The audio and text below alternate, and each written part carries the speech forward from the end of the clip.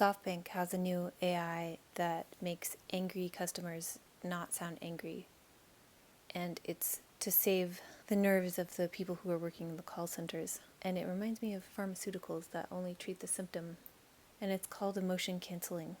Also, if the AI determines the conversation is too long or too abusive, it will issue a warning saying that it will terminate the conversation. New York has launched mobile driver's licenses, and they are emphasizing that it's voluntary and meant for convenience. Other U.S. states that have digital driver's license programs include Arizona, Colorado, Georgia, Florida, Iowa, Louisiana, Maryland, Mississippi, Missouri, and Utah. And there's no deadline for people to start accepting it. Any business can start accepting it. They just have to download the State of New York's Verifier app. I know I usually take a cynical stance on these things, but there are legitimate privacy technologies built in. Like if you're showing someone your ID and you just need to prove your age, that's all it will show. There's no need for like the bouncer at the club to see your street address, which I like.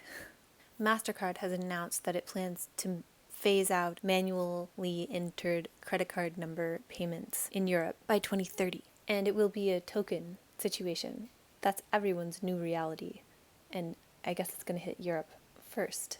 Again, there are legitimate privacy and fraud things built into this that are good for people who don't want their card information stolen and that hassle, and good for the bank who doesn't have to cover it.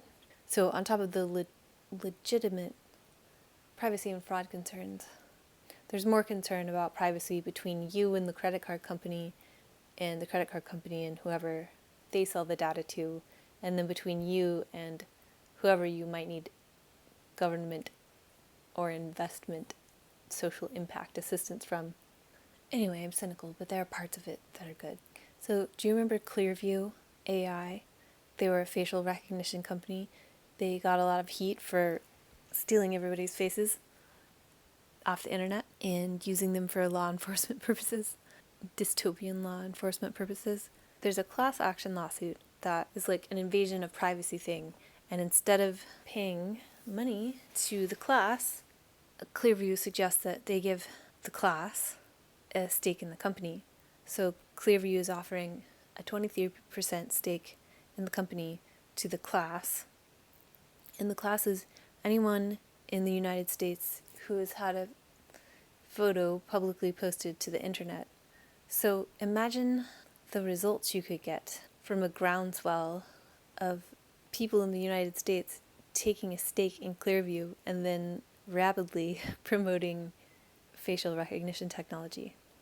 It's genius. A detail I noticed is that if it goes public or becomes acquired, then people who joined the class can get some of the proceeds of that. I don't know why they would do this, but like, what if one of the stakeholders creates a corporation and then they sell themselves to that corporation for $1?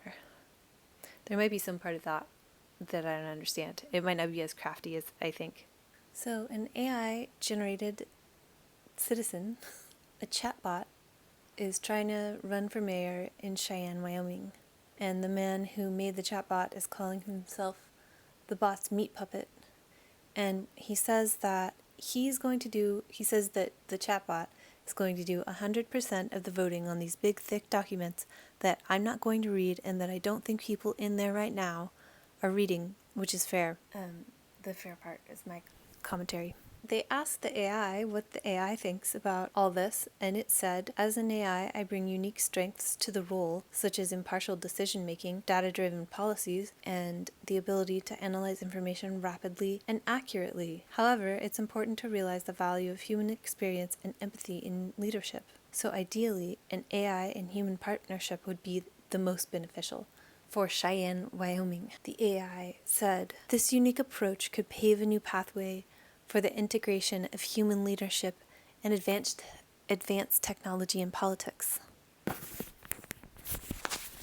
So obviously the point of this is to get used to the idea.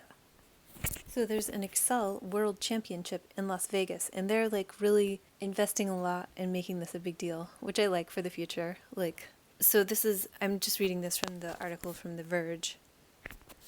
The folks in this room make their living on their ability to take some complex thing, a company's sales, a person's lifestyle, a region's political leanings, a race car, and pull it apart into its many component pieces. If you can reduce the world down to a bunch of rows and columns, you can control it, manipulate it, build it, and rebuild it in 1,000 new ways with a couple of hotkeys and an undo button at the ready. A good spreadsheet shows you the universe and gives you the ability to create new ones. And it said the people in this room are the gods on Olympus, building everything to their will. There's a proposed California bill that wants to require speed governors in new cars sold in California. And the article that I read makes a judgment on how, and this is its position, not mine, saying that Americans have a belief that speeding is a constitutional right, but speeding is in fact pretty dangerous. And I mean, I'm over the Constitution, I guess, because it's the magic spell that is the United States is now just a point of contention in order to promote division between people. It's not, I don't know if it's a real thing anymore. But if it were, then it was theoretically a constitutional right to do dangerous things.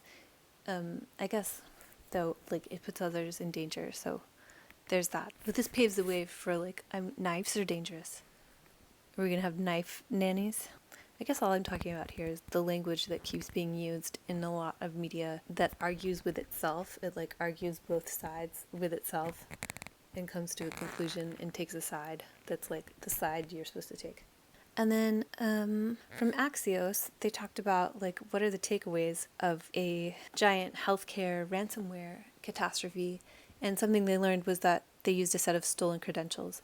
So this is setting up for, I'm just repeating myself, setting us up for blockchain digital IDs, which, again, will not be a thing that the government makes you get. It will be to access your healthcare, you need that thing.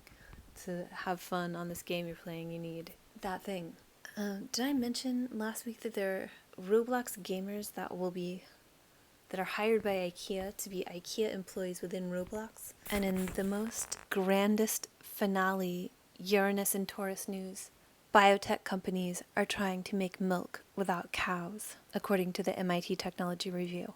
On Monday, Mercury conjoins Venus while the moon is in Scorpio. Just having squared Pluto and applying to an opposition with Mars, a part of us is having a good time and having a meet cute, but it's surrounded by things that are uncomfortable. On Monday, so many things are connected.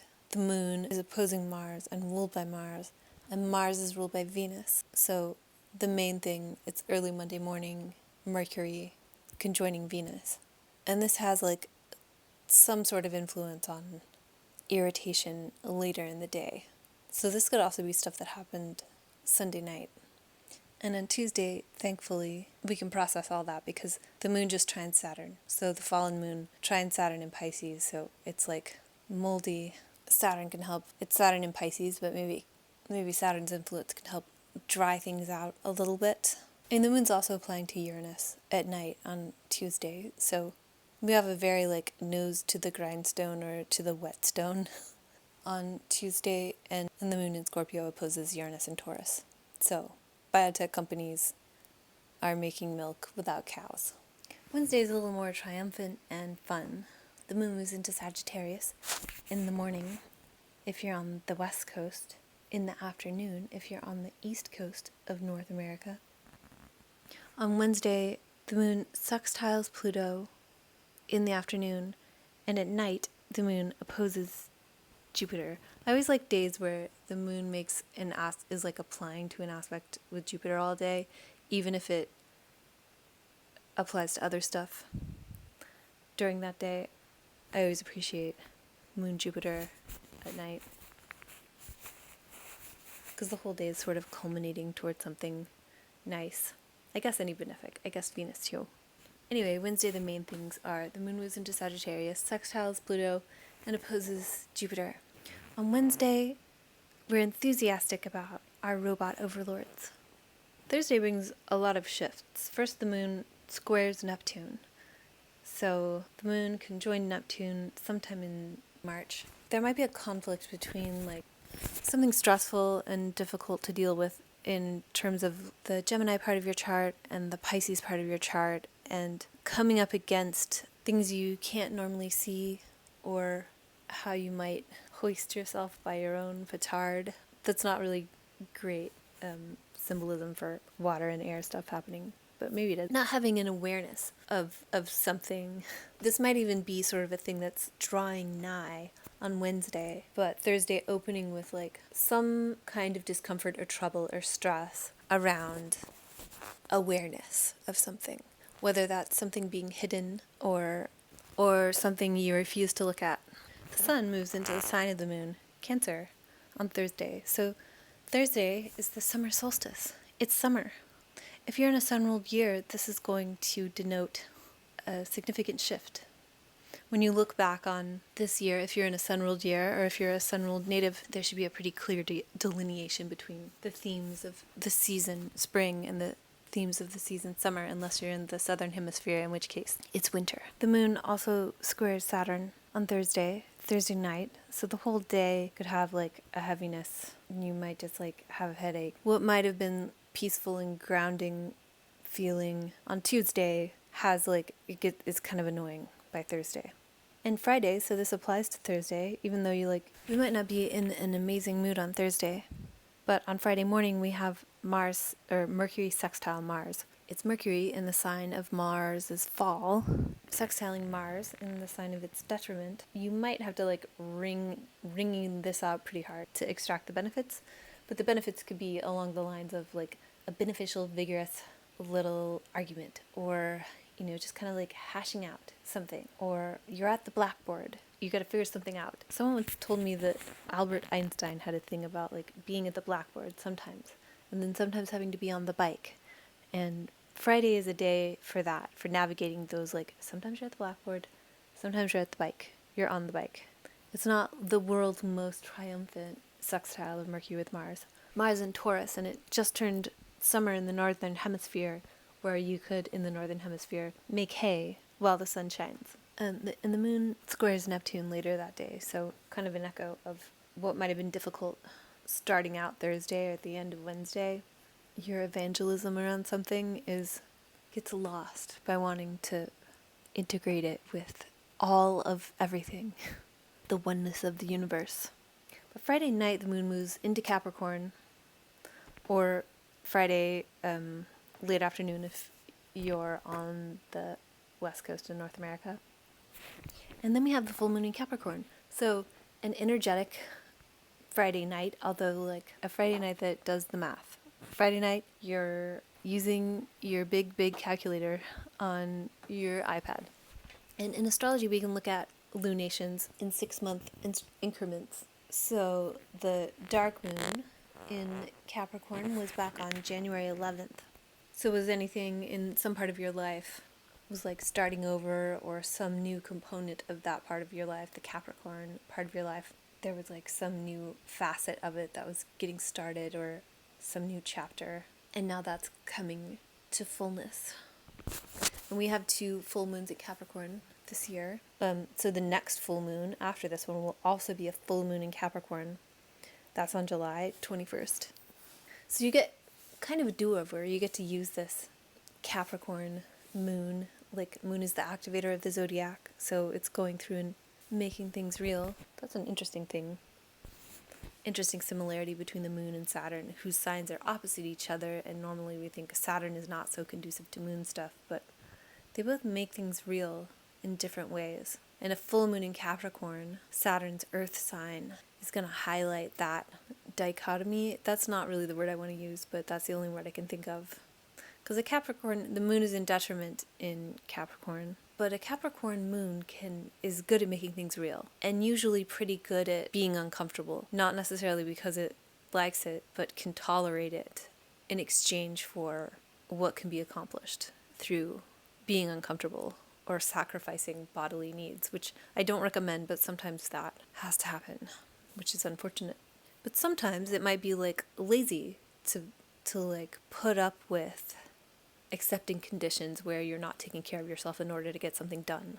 Sometimes it takes discipline to make sure that you take care of yourself so that then you can get the work done or take care of others. or whatever.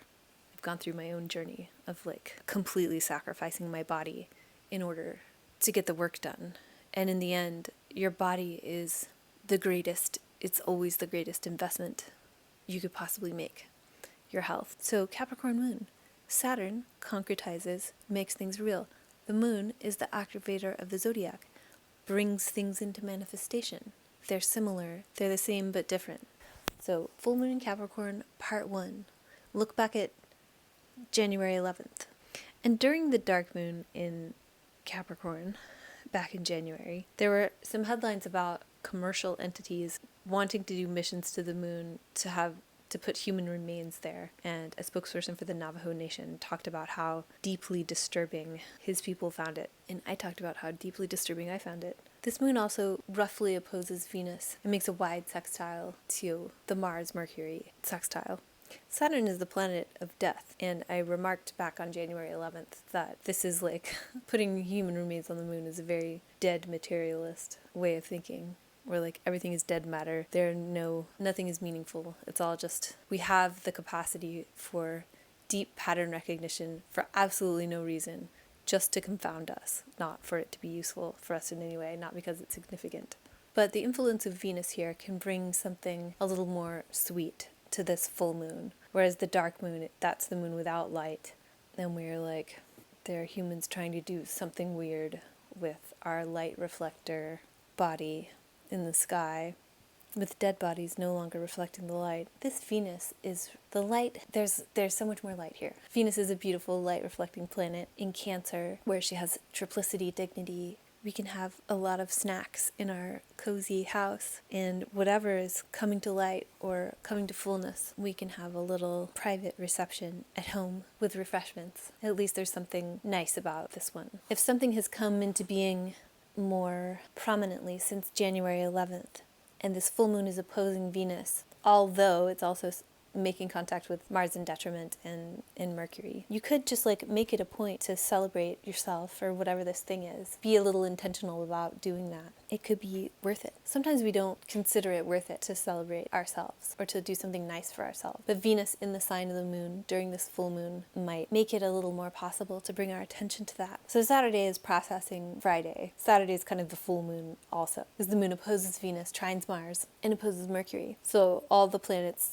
implicated in this full moon, the moon makes direct contact with on Saturday. Whatever has matured since January, you might not get the actual ping until Saturday. And on Sunday, the moon hits Saturn, Uranus, and Neptune. Our perspective is a little more broad, maybe like our peripheral vision, our inner vision, our hindsight with Saturn there. Saturn governing time in the past. Broader perspective on all that full moon stuff. And at the very end of the day, or the middle of the night, if you're on the East Coast in North America, the moon moves into Aquarius and slams into Pluto. So the optimism of like Wednesday becomes like a little more real and like something you have to deal with. And maybe not as exciting. On Sunday, you might realize that your Wi-Fi is a camera that can see through walls.